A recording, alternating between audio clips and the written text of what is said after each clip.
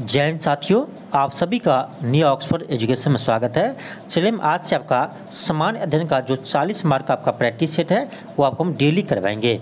इसमें आपका 40 क्वेश्चन रहेंगे सामान्य अध्ययन से, जो आपका क्लास 6 to 8, क्लास 9 to 10 और 11 12 में आपका 40 मार्क के जो आपका सामान्य अध्ययन से क्वेश्चन पूछे जाएंगे, जो सभी के लिए आपका कॉमन है। इसका प्रैक्टिस सेट आपको हम आज से डेली करवाएंगे। तो ये आपका इसका फर्स्ट प्रैक्टिस सेट है।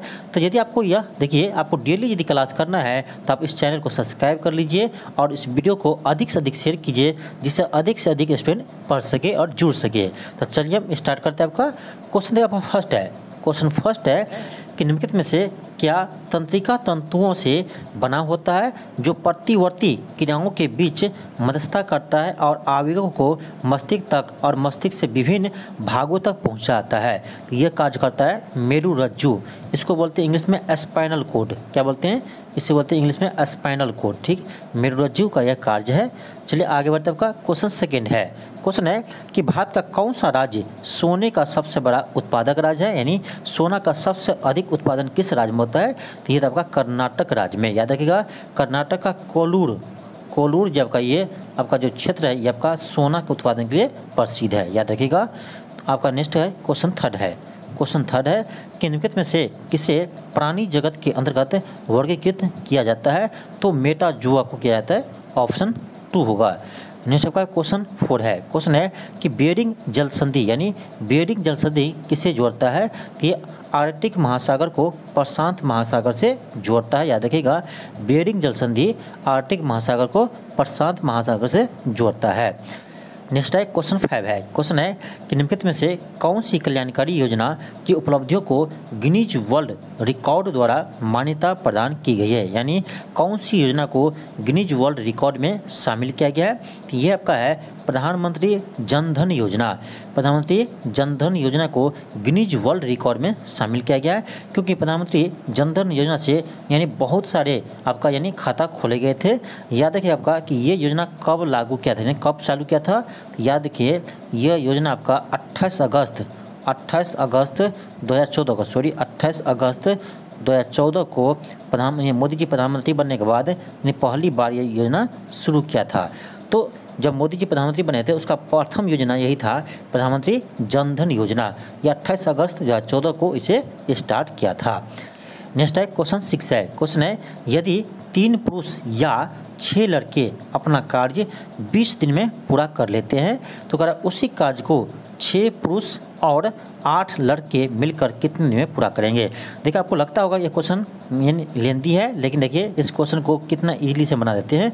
अब देखिए, कह रहा क्या 3 पुरुष या का अर्थ होता है ये अलग से, तो 3 पुरुष 20 दिन में कार्य को पूरा करता है और इसी कार्य को 6 लड़का इस कार्य को 20 दिन में पूरा करता है। इस या का मतलब ये है। तो 3 पुरुष इस कार्य को कितना दिन में करता है? 20 दिन में करता है। तो बताइए, एक पुरुष इसको कितने दिन में करेंगे? तो 20/3 मत कर देना। ये होगा आपका 20 या 60 दिन में इसको गुना करेंगे। ठीक है, तो जब 3 पुरुष करता है 20 दिन में, तो एक पुरुष करेंगे 60 दिन में। ठीक, 60 दिन में। यहाँ हम लिख देते हैं एक पुरुष इस कार्य को करेंगे कितने दिन में? 60 दिन में। अब बताइए, जब 6 लड़का 20 लिखते हैं, 6 लड़का इस कार्य को 20 दिन में करते हैं, तो एक लड़का कितने दिन में करेंगे? तो 20 छके 20 से 120 दिन में। तो यहाँ आपको एक चीज़ मालूम होगा कि एक पुरुष इस कार्य को 60 दिन में करेंगे और एक लड़का इस कार्य को 120 दिन में करेंगे। अब देखिए, दोनों का इफिशिएंसी निकाल लीजिए। तो दोनों के एलसीएम लेंगे, आपका आएगा कितना? 120, यानी 60 दूनी 120। इसका एफिशिएंसी 2 आ गया और लड़का का आ गया 1। ठीक, अब देखिए क्या कर रहा है, क्या 6 पुरुष 8 लड़का मिलकर, तो टोटल कार्य कितना है बाबू? 120 है। समय हम कैसे निकालते हैं? तो आपका जो टोटल वर्क बटे इफिशिएंसी। तो इफिशिएंसी देखिए आप क्या कर रहा है कि 6 पुरुष, तो भाई एक पुरुष का एफिशिएंसी 2 है, तो 6 पुरुष का कितना होगा? 6 दूनी 12, हम डायरेक्ट लिख रहे हैं। ठीक है, प्लस क्योंकि यहाँ और है, और 8 लड़के, तो एक लड़का का एफिशिएंसी 1 है, तो 8 लड़का कितना होगा? 8 हो जाएगा। आप क्या कीजिए, 120/12, 8 20 हो जाएगा। तो 20 छके 20 से यानी 6 आ जाएगा। कितना आएगा? 6 आएगा। तो आपको यहाँ से समय आएगा 6, यानी 6 दिन में इस कार्य को पूरा कर लेंगे। आई होप आपको समझ में आ गया होगा। आपका ऑप्शन नंबर 1 होगा। यदि आपको टाइम एंड वर्क को इसी तरह से आपको यानी आसानी से क्वेश्चन हल करना है तो आपको इससे पहले टाइम एंड वर्क को आपको मैथ का हम पूरे आपको चैप्टर वाइज यानी पूरे आपको कवर करवा दिए हैं, यानी उसको हम करवा दिए हैं। आपको इसमें 5 वीडियो होगा, 1 से लेकर 5 वीडियो होगा। आप प्लेलिस्ट में जाइए, आपको यहाँ से मैथ का एक आपको मिलेगा टाइम एंड वर्क, तो आपको पूरे हम कंप्लीट करवा दिए हैं। आपको देखिए पूरे बेसिक से लेकर बहुत पूरे हार्ड क्वेश्चन तक आपको हम करवाए हैं, तो आप इस वीडियो को जाकर देख लीजिएगा। इसके बाद ये कन्फर्म है कि आपको टाइम एंड वर्क में समय नहीं लगेंगे और एक भी क्वेश्चन नहीं छूटेंगे। आप जाकर एक बार देखिए, बहुत अच्छे से समझाए हैं, ठीक है। चलिए हम आगे बढ़ते हैं। आपका क्वेश्चन 7 है, क्वेश्चन आपका 7 है। अब देखिए आपका कह रहा है कि ये आगे यानी यहाँ पर क्या होगा, सिंपल है आपका रीजनिंग है। अब देखिए यहाँ क्या 2 है, यहाँ 6 है, कितना का अंतर है तो 4 2 6, 4 का अंतर है, यहाँ 6 का अंतर है, यहाँ 8 का अंतर है, यहाँ 10 का अंतर है, यहाँ आपका 12 का अंतर है। अब देखिए 4 का अंतर है, 6 फिर 8 फिर 10 फिर 12, आगे क्या होगा 14 का होगा, क्योंकि 2 का अंतर है तो आगे आपका 14 का अंतर होगा। तब 42 में क्या कीजिए 14 को ऐड कर दीजिए, आपका 4 2 6 और 4 1 5, 56 आएगा, 56 आएगा, ऑप्शन नंबर 2 आएगा। नेक्स्ट है क्वेश्चन 8 है। क्वेश्चन है एक वस्तु को 138 रुपये में बेचने पर दुकानदार को 8% की हानि हुई। अब क्वेश्चन ये कर रहा है कि किसी वस्तु को 138 में बेचते हैं तो 8% की हानि होती है, तो कह रहा है क्या 4% लाभ कमाने के लिए उसको कितना बेचना पड़ेगा। सिंपल है, आप सोचिए। अब कह रहा क्या कि 138 में बेचते हो तो 8% की हानि होती है, यानी ये जो 138 है विक्रय मूल्य है, तो अगर 8% की हानि होती है तो 100% क्रय मूल्य लेंगे तो विक्रय मूल्य कितना हो जाएगा 92%, क्योंकि 8% लॉस लग रहा है। तो यानी ये 92% कितना है, ये आपका 92% ये है, ये कितना है 138 है। 138 आपसे क्या कर रहा है 4% लाभ कमाने के लिए, तो 100% क्रय मूल्य लेते हैं तो 4% लाभ कमाएंगे। इसका मतलब हमको 104% चाहिए, कितना चाहिए 104% चाहिए। अब देखिए एक तरीका ये होता है कि 92% दिया आपका इतना, तो 100% निकालिए फिर 104% निकालिए, तो आपको इसमें समय अधिक लगेंगे। तो हम सीधे क्या करते हैं, जब 92% दिया आपका कितना 138, तो आपको यहाँ से 1% कितना आएगा तो 138/92 आएगा, ये आपका आया 1%, हमें चाहिए 104%, तो गुना कर देंगे कितना 104 से 104% आ जाएंगे। ठीक, यहाँ से आप कैलकुलेट कीजिए, आपका आंसर आ जाएगा। यहाँ से आपको कैलकुलेट करना है, आंसर आपको आ जाएगा। इससे आप डिवाइड कीजिए, चलिए 5 2 200 कीजिए, 200 करेंगे आपका यहाँ आएगा कितना 4 दूनी 8, आपका आएगा 46। ठीक, फिर आप क्या कीजिए 200 कीजिए, ये आपका 26 आएगा, ये आपका आएगा 23। ठीक 23, आप क्या कीजिए 6 से कीजिए, 6 3 18, 6 3 12, हाँ 6 से कीजिए, आपका एक कट जाएगा 6 से, तो आपका जाएगा 26 गुने 6, आपका आंसर होना चाहिए 26 गुने 6। अब गुना कीजिए 26 को 6 से, आपका जो 156 आएगा, कितना आएगा 156 आएगा, ऑप्शन नंबर 1 आ जाएगा। देखिए आपको हम परसेंटेज भी पढ़ा रखे हैं, यदि आप परसेंटेज का भी आपको क्लास देखना चाहते हैं मैथ का, तो आपको हम परसेंटेज भी आपको पूरे कंप्लीट करवा चुके हैं। तो आप मैथ वाले प्लेलिस्ट में जाइए, वहाँ आपको परसेंटेज का भी यानी 5 क्लास मिल जाएंगे। आप क्वेश्चन के थ्रू आपको हम करवाए हैं, तो सभी क्वेश्चन आपको लिए हैं सिंपल से सिंपल, हार्ड से हार्ड। तो एक बार आप जाकर देखिए, परसेंटेज भी आपको हार्ड से हार्ड क्वेश्चन का आप सीख जाएंगे यदि आप 5 वीडियो देख लेते हैं तो आप प्लेलिस्ट में जाइए, वहाँ आपको मैथ के क्लास मिल जाएंगे। उसको एक बार देखिए, आपको परसेंटेज हो चाहे आपको यानी टाइम एंड वर्क हो, यानी बहुत इजीली से आपको समझ में आ जाएगा और लंबे से लंबे क्वेश्चन का आप इजीली बना सकते हैं। आप एक बार जाकर देखिए, एक बार बिलीव कीजिए। ठीक, चलिए हम आगे बढ़ते हैं। आपका क्वेश्चन 9 है।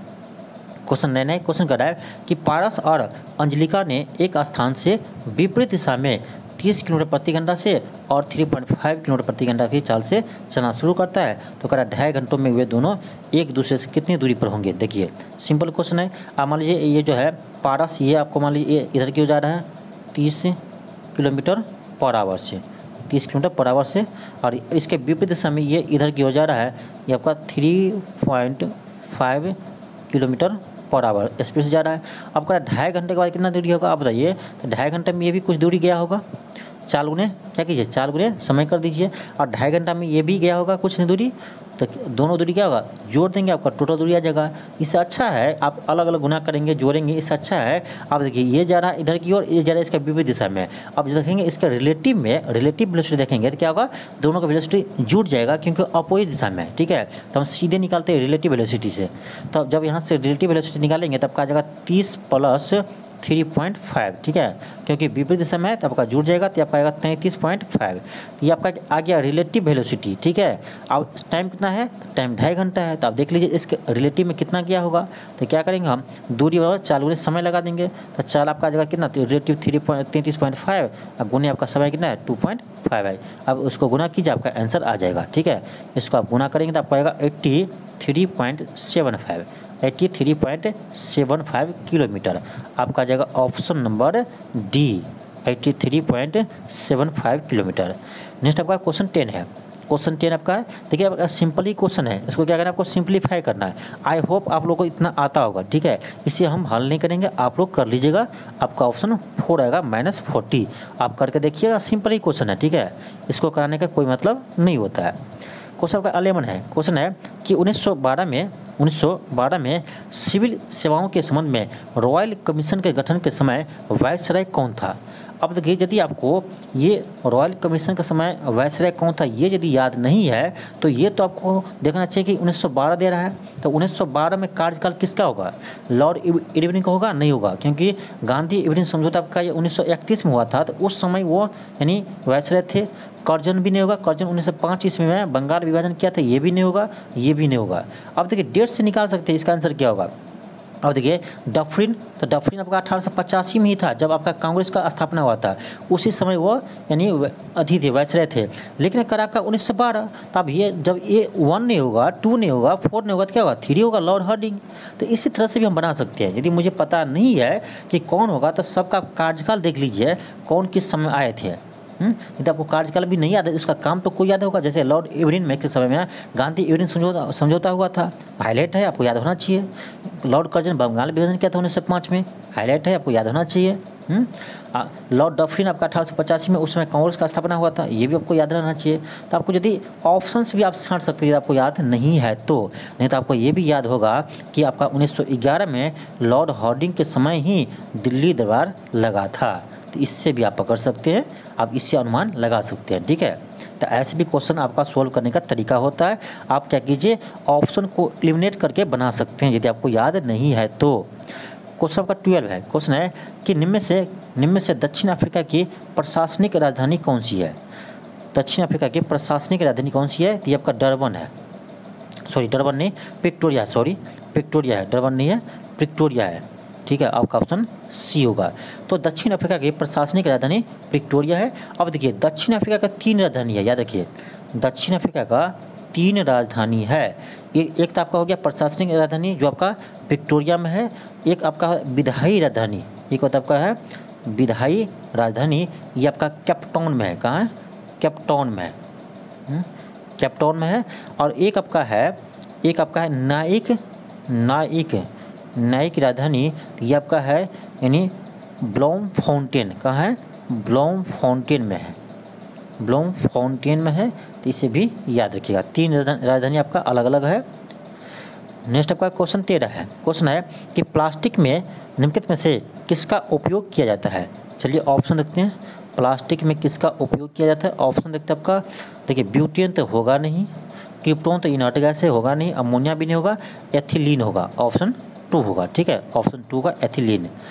नेक्स्ट आपका क्वेश्चन 14 है। क्वेश्चन है कि असम और अरुणाचल प्रदेश को जोड़ने वाला भारत का सबसे लंबा सड़क सा रेल पुल क्या कहलाता है, यानी इसका नाम क्या है, तो इसका नाम है यानी बोगीबिल ब्रिज, बोगीबिल ब्रिज, जो आपका यानी सड़क के साथ आपका रेलवे मार्ग वाला पुल है, यानी सड़क वाला पुल भी है और इसमें रेलवे पुल भी है, जो इसका नाम क्या है, तो बोगीबिल ब्रिज है। आपका ऑप्शन नंबर क्या होगा, तो 4 होगा। ये याद रखिएगा, ब्रह्मपुत्र नदी पर है। नेक्स्ट आपका क्वेश्चन 15 है। क्वेश्चन आपका 15 है। क्वेश्चन कर रहा है कि निम्न से क्या जम्मू कश्मीर में स्थित है, तो दाचीग्राम राष्ट्रीय उद्यान कहाँ, जम्मू कश्मीर में है, ऑप्शन आपका 1 होगा। नेक्स्ट आपका क्वेश्चन 16 है। 16 है क्वेश्चन कि बिग बैंग थ्योरी किसके द्वारा प्रतिपादित किया गया था, तो जॉर्ज लेमेंतर, याद रखिएगा, जॉर्ज लेमेंतर के द्वारा बिग बैंग थ्योरी दिया गया था। नेक्स्ट आपका क्वेश्चन 17 है। क्वेश्चन है कि निम्न से कौन प्रख्यात व्यक्ति बारदोली से संबंधित है, तो बारदोली सत्याग्रह किसने किया था, तो सरदार वल्लभ भाई पटेल ने किया था, ऑप्शन 1 होगा। नेक्स्ट आपका है क्वेश्चन 18 है। आप देखिए ये रीजनिंग का क्वेश्चन है, आप थोड़ा सा दिमाग लगाइए और बताइए इसका आंसर क्या होगा। आपके पास 1 मिनट का समय है। आप लोग बताइए इसका आंसर क्या होगा, फिर आपको हम बताते हैं, ठीक है। आप लोग थोड़ा सोचिए इसका आंसर क्या होगा, यानी यहाँ पर आपका x की जगह क्या होगा, x की जगह क्या होगा। तो आपको रिलेशन लाना होगा कि आखिर ये 16 कैसे आया है और ये 28 कैसे आया है। यदि आप ये सोच लेते हैं तो आपका आंसर आ जाएगा, ठीक। आप यदि ये सोचते हैं तो आपका आंसर आ जाएगा। अब देखिए कैसे किया है, इस दोनों को ऐड कीजिए तो 37 और इस 43 को ऐड करेंगे तो आपका आएगा कितना, आपका 4 3 7 1 10 यानी 80 आएगा। कितना आएगा, 80 आएगा, ठीक। 80 आ रहा है और इस बीच में कितना है, 16 है। अब क्या कीजिए, इस 16 को इस 80 में भाग दीजिए, भाग नहीं दीजिए तो ठीक है, भाग दीजिए तो कितना आ रहा है, 16 पंचे 80, 5 आ रहा है। ऐसे नहीं, ऐसे कीजिए आप, ठीक है, ऐसे आपको समझ में आएगा। इसको ऐड करके कितना आ रहा है आपका, 80 आ रहा है, ठीक, 80 आ रहा है। 80 में आप क्या कीजिए, 5 से भाग दीजिए, 16 पंचे 80 कितना आ रहा है, 16 आ रहा है। ये आपका अंदर में जो है आ गया 16। अब यहाँ देखिए 67 है, 73 है, उसको ऐड कीजिए। ये 67 को 73 को जोड़ेंगे तो 7 3 10, 6 3 12 1 13 यानी 140 आएगा। 140 में भी आप क्या कीजिए, 5 से भाग दीजिए, 5 से भाग दीजिए तो आपका आ जाएगा कि ना, 5 से भाग देंगे आपका 5 दूनी 10 15 40 28 आ रहा है। यानी कुछ नहीं किया है, इस दोनों को क्या किया, ऐड कर दिया और जो आया है उसमें 5 से भाग दे दिया है, ठीक। इसी तरह हम यहाँ भी करेंगे। 47 है, 53 है, 47 53 जोड़िए कितना होगा, 7 3 10 5 4 9 1 10, 100 आएगा, ठीक। तो 100 में भी हम क्या करेंगे, 5 से भाग दे देंगे, आपका जगह 20 पंचे 100, 20 आ रहा है। यानी आपका ऑप्शन नंबर 1 आएगा, ऑप्शन नंबर 1 आएगा। चलिए आगे बढ़ते हैं, आपका क्वेश्चन 19 है। क्वेश्चन आपका 19 है। आप देखिए इस फिगर में देखिए आपका क्वेश्चन, ये आपका वेन डायग्राम से है। क्वेश्चन आपका देखिए क्या है, क्वेश्चन क्या है आपका कि उच्चतम औसत घरेलू खर्च और न्यूनतम औसत घरेलू खर्च का अनुपात क्या होंगे। तो चलिए देख लीजिए कि उच्चतम सबसे अधिक कितना खर्च है। तो सबसे अधिक आपका कोलकाता में खर्च है, कितना है देख लीजिए, आपका इसको मिलान करके देखना पड़ेगा। ये आपका यानी कितना है, देखिए ये आपका यानी 12 पर 4 जीरो है, 12 पर 4 जीरो है, ठीक है। और क्या है आपका सबसे कम यहाँ देख लीजिए, यहाँ है 11 पर, यह 11 पर कितना है, 4 जीरो है। तो 4 जीरो आपका कट जाएगा, आपका जगह कितना 12:11 आ जाएगा, 12:11 आ जाएगा। आपका ऑप्शन नंबर 2 आ जाएगा। सिंपल क्वेश्चन था। चलिए आगे बढ़ते हैं। क्वेश्चन आपका 20 है। ये क्वेश्चन आपका अच्छा है, आप इसको बनाइए, ठीक है। इसको बनाने के लिए आप 1 मिनट का समय देते हैं, आप इसको बनाइए और बताइए इसका आंसर क्या होगा। बहुत ही अच्छा क्वेश्चन है, आप थोड़ा सोचिए। अब सोचिए, देखिए जब भी आपका इस तरह का क्वेश्चन आता है ना, तो आपको जब आपको तुरंत दिमाग लग गया तो लग गया, आपको दोबारा फिर लगेगा नहीं। एक बार यदि आपको आ गया किस पैटर्न पर, पैटर्न आप पकड़ लिए हैं, तो आपका क्वेश्चन एक ही बार में बन जाएगा। और यदि आपको नहीं पकड़ में आता है तो आप कितना भी सोचते रहिए, आपको बनेगा नहीं। ऐसा ही क्वेश्चन होता है आपका। अब देखिए आप लोग बना लिए। क्वेश्चन बनाने के बाद आप इसका आंसर भी आप कमेंट कीजिए, ठीक है। आप इसका आंसर भी कमेंट कीजिए। आपको सभी कमेंट को हम रिप्लाई देते हैं, आप लोग देखते होंगे, सभी कमेंट को हम रिप्लाई देते हैं जब समय मुझे मिलता है तो। अब देखिए इसको कैसे किया गया, देखिए आप ध्यान दीजिए। ये आपका कितना 14 है, यहाँ 8 है, ठीक। अब इस 14 को 8 को ऐड करेंगे, कितना आएगा आपका 22 आएगा, 22 आएगा। अब इस 10 को इस 12 को जोड़ी कितना आ रहा है, 22 आ रहा है। यानी आपका अल्टरनेट अंक को जोड़ दिया है जो आपका कॉलम में है, ठीक है, कॉलम में है। अब इसी तरह से यहाँ भी किया, देखिए ना, इस 12 को इस 14 में जोड़िए तो कितना आ रहा है, 12 14 आपका 26 आ जाएगा, ठीक। और यहाँ देखिए आपका 8 है और 18 है, ये भी कितना है 26 है। तो इसी तरह से यहाँ भी होगा ना, आपको देखिए कितना है 8 है, ये 16 है। तो 16 8 कितना होता है, 16 8 कितना होता है, तो 16 8 होता है आपका 24। ऐड करके कितना आया 24 आया। और यहाँ आपका 4 है, यहाँ कितना होना चाहिए 24 आएगा। तो यहाँ 4 है तो यहाँ 20 रहेगा तब तो 24 आएगा। तो यानी क्या आंसर क्या होगा आपका, ऑप्शन 3 होगा 20। तो जो आपका प्रश्नवाचक चिन्ह है वहाँ कितना आना चाहिए 20 आना चाहिए, ठीक है। चलिए आगे बढ़ते हैं। क्वेश्चन 21 है। क्वेश्चन 21 है, आपको यहाँ पर फिगर दिया गया है। आप देखिए क्वेश्चन पढ़िए क्या है। क्वेश्चन कर आपका कि एक सेकेंड, क्वेश्चन आपका है कि उन चिकित्सक यानी डॉक्टर्स की संख्या को ज्ञात कीजिए जो सर्जन है लेकिन सामान्य चिकित्सक नहीं है। अब चलिए इसमें देखते हैं वेन डायग्राम में करा सर्जन वो ऐसा डॉक्टर जो सर्जन है लेकिन आपका सामान्य यानी सामान्य चिकित्सक नहीं है, यानी इसमें नहीं आना चाहिए, ठीक है, इसमें नहीं आना चाहिए और इस दोनों में आना चाहिए। तो कौन है ऐसा, देखो 5 है, 5 है जो आपका डॉक्टर सर्जन में है लेकिन यानी आपका सामान्य चिकित्सक में नहीं है, ऑप्शन 2 हो जाएगा। नेक्स्ट आपका क्वेश्चन 22 है। क्वेश्चन क्या होगा कि एक समद्विबाहु त्रिभुज का आधार 8 सेंटीमीटर है, ठीक है, एक आपका समद्विबाहु त्रिभुज है। आपको पता होना चाहिए समद्विबाहु त्रिभुज किसे कहते हैं, जिसका 2 भुजा क्या हो आपस में बराबर हो, ये आपका समद्विबाहु त्रिभुज है। ठीक, इसका आपका दिया है कि इसका बेस आधार कितना है, तो इसका आधार है आपका 8 सेंटीमीटर, ठीक है। अब कह रहा है कि आधार से उसके सम्मुख, आधार से एक से और एक चीज़ दिया है, उसकी एक के समान भुजाओं में से एक है 5 सेंटीमीटर, इसका दिया है एक समान भुजाओं में से कितना है 5 सेंटीमीटर। अब जब ये 5 होगा तो ये भी तो 5 ही होगा ना, क्योंकि दोनों बराबर होते हैं।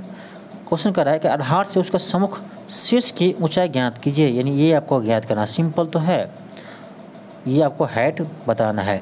अब बताइए पूरे कितना है 8 है, ये कितना होगा भाई आधा 4 होगा, यानी आपका बी डी सॉरी इस यहाँ पर डी करेंगे तो आपका आ जाएगा बी डी। 1 मिनट, ये आपका कितना पूरे आपका 8 है तो ये आपका कितना आएगा 4 आएगा।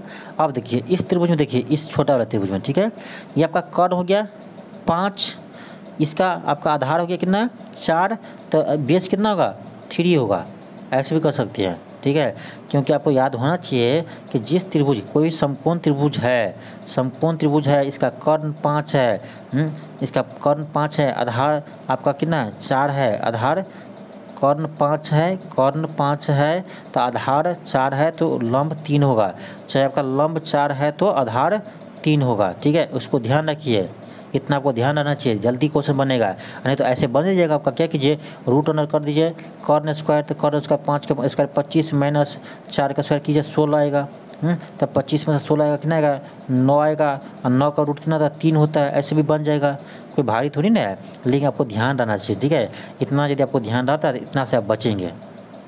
ठीक, क्या होगा ऑप्शन 2 आएगा 3 सेंटीमीटर।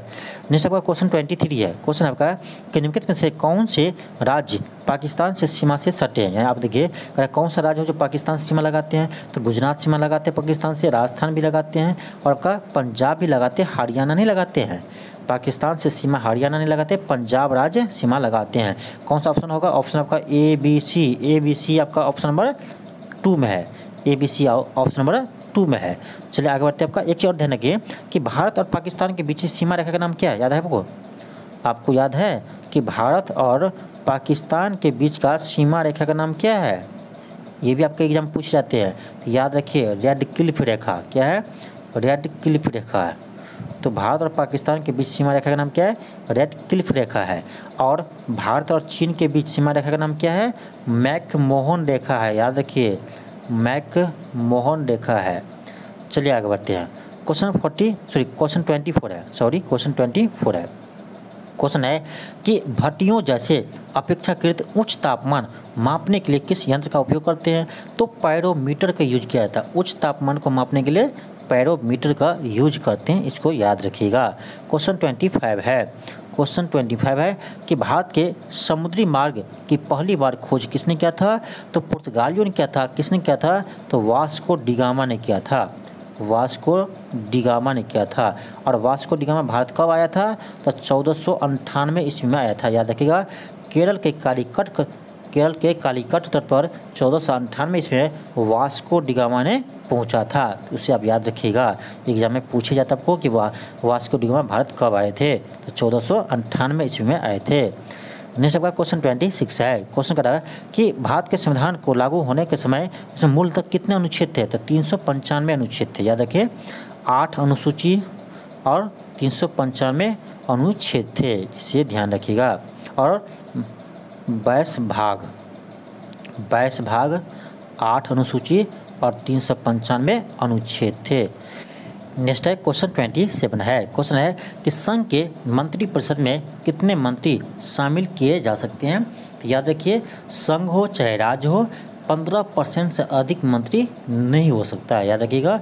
संघ में बात किया जाए तो वह लोकसभा के सदस्यों का 15% से अधिक मंत्री नहीं हो सकता है।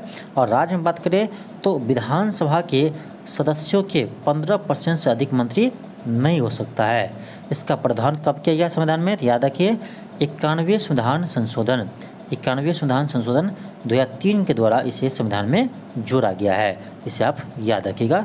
आपका आ जाएगा ऑप्शन नंबर 2 आ जाएगा लोकसभा के कुल सदस्यों का 15%, और ये भी मैक्सिमम है, मैक्सिमम 15% यानी मंत्री हो सकते हैं। नेक्स्ट आपका क्वेश्चन 28 है। क्वेश्चन है कि भारत की प्रथम रेलवे यूनिवर्सिटी कहाँ स्थित है? तो ये आपका करेंट अफेयर का प्रश्न है। तो इसका आंसर आप लोग बताएंगे, आप लोग कमेंट करके जल्दी बताइए इसका आंसर क्या होगा। कमेंट करके बताइए इसका आंसर क्या होगा। इसका आंसर क्या होगा? तो इसका आंसर हो जाएगा आपका बड़ौदा गुजरात। क्या होगा?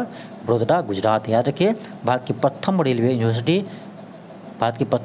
यूनिवर्सिटी बड़ौदा गुजरात में है। चलिए आगे बढ़ते हैं। क्वेश्चन 29 है। क्वेश्चन कर आपका कि भारत के खिलाफत आंदोलन के बारे में क्या सही है? क्वेश्चन थोड़ा सा मिस्टेक है, भारत के खिलाफ नहीं होगा, ये होना चाहिए कि भारत में, यहाँ पर होना चाहिए भारत में खिलाफत आंदोलन के बारे में क्या सही है।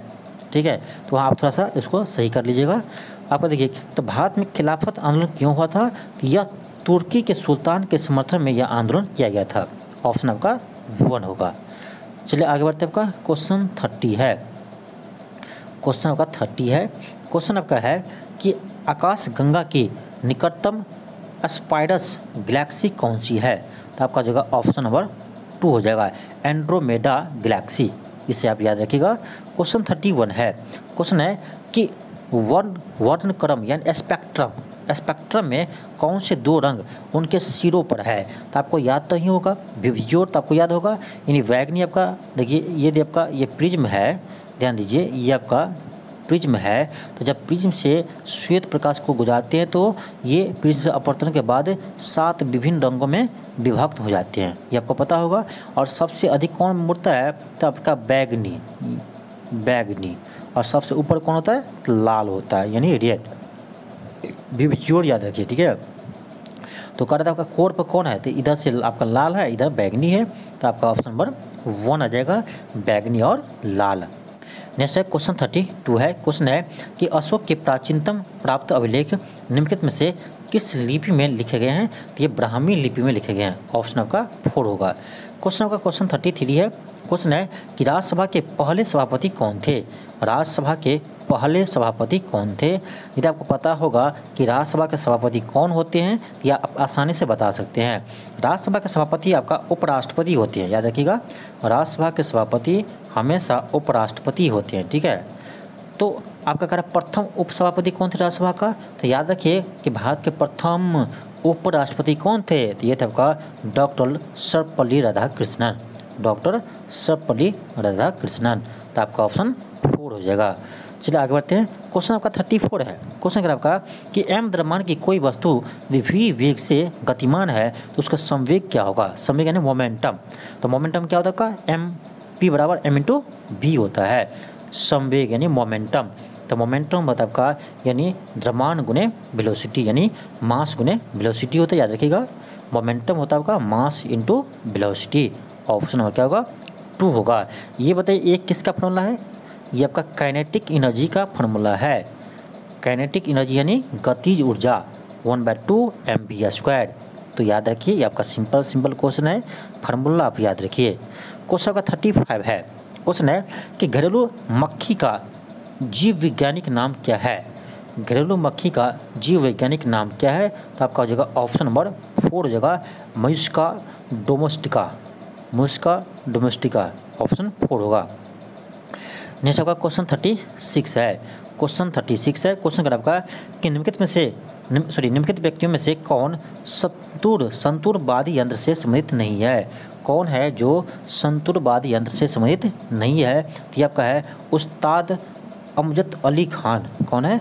उस्ताद अजमत अली खान। ये आपका सरोद वादक से संबंधित है। ऑप्शन 2 होगा। नेक्स्ट आपका क्वेश्चन 37 है। क्वेश्चन आपका है क्वार्जाइड किस प्रकार का शैल है? ये एक रूपांतरित चट्टान है। क्वार्जाइड एक रूपांतरित चट्टान है। नेक्स्ट आपका क्वेश्चन 38 है। क्वेश्चन का आपका कि ऐसा माना जाता है कि भारतीय अंतरिक्ष कार्यक्रम में भारत सरकार द्वारा इनको स्पार की स्थापना के साथ शुरू हुआ था। यानी इनको स्पार का स्थापना कब हुआ था, ये क्वेश्चन आपसे पूछा जा रहा है। तो इसका स्थापना 1962 में हुआ था, याद रखिए।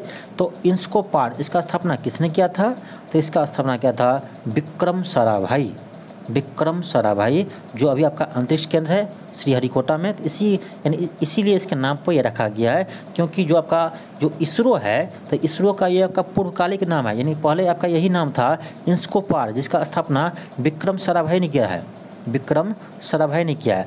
इसी के नाम बदल कर देखिए, आपका 1969 में इसरो रखा गया है। तो इसरो का यानी पहले इसका नाम क्या था, तो इंस्कोपार था इसका नाम, और इसका स्थापना किसने किया था, तो इसका स्थापना किया था विक्रम साराभाई, और उसी को नाम बदल कर 1969 में कर दिया इसरो। तो इसे भी याद रखिए, इसरो का स्थापना कब किया गया था, तो 1969 में, क्योंकि इसका नाम तो 1969 में ही पड़ा था ना, इसीलिए।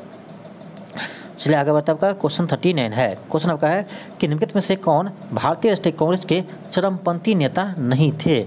तो लाल बाल पाल को छोड़ दिए, लाल बाल पाल यानी ऐसे देखिए, अरविंद घोष थे, बाल गंगाधर तिलक थे, बिपिन चंद्र पाल थे। ये आपका हो जाएगा ऑप्शन 4 यानी सुरेंद्रनाथ बनर्जी ये यानी कांग्रेस के यानी चरमपंथी नहीं थे। ऑप्शन आपका 4 होगा। चलिए आगे बढ़ते आपका क्वेश्चन 40 है, और आपका ये लास्ट क्वेश्चन है कि स्वतंत्र अस्तित्व के सक्षम जीवों की सबसे छोटी इकाई क्या है। तो जीवों की सबसे छोटी इकाई कोशिका होते हैं। यानी सेल होते हैं। ठीक, तो आपका ऑप्शन नंबर 1 होगा। तो ये था आपका समान अध्ययन का 40 प्रश्न, जो आई होप आप लोगों को बहुत अच्छे से समझ में आया होगा।